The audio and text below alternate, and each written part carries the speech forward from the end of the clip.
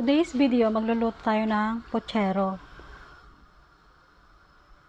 Kasi ready tayo para hindi na ako magluluto mamaya kasi kapagod.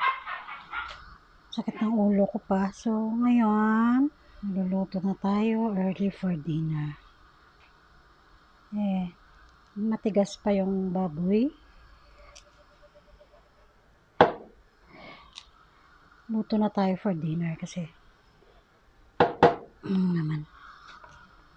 Pag mamaya mo patulutuin, hagol na sa oras. So, kung ngayon ka na magluluto, at least meron ka pang kuha time.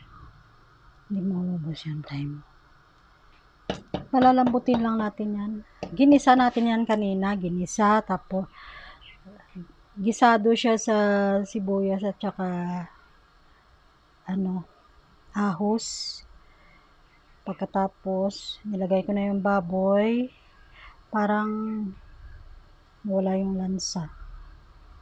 Tapos, pagka brown na, bigyan ko na siya ng 2 pitchel ng tubig. Pitchel na maliit lang. Kasi 1 kilo to Itong baboy, 1 kilo. Mahigit sa 1 kilo to. So, nandyan na yung mga sahog. Yung mga sahog ko yan. Mamaya na, palambutin lang muna yung baboy.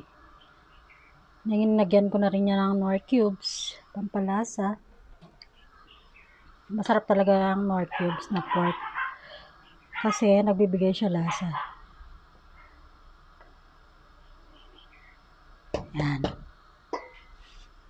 Yan siya guys. Yung mga bula-bula na yan, tapos nagkukulay brown. Kukunin ko yan kasi lansa talaga yan. Pag nawala na itong kulay na brown na to, parang gaganitohin natin. Yan. Lansa kasi yan. May flavor yan pero malansa. Pero pag kinuha yan,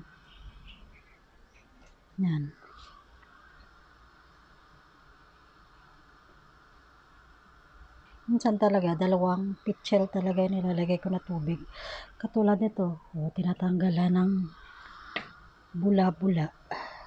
Ito ay isa rin sa mga sekreto, nagpapasarap sa lutuin. Yung pag bumula na yung bula niya, kukunin mo talaga. Yan.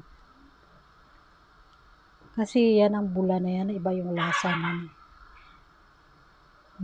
Lansa talaga siya. Malansa. Yan. Yan ang ingredients. Pabulain pa natin. Kuluin pa hanggang sa ito ay lumambot. Mamaya, ahayaan natin na muna ng 30 minuto.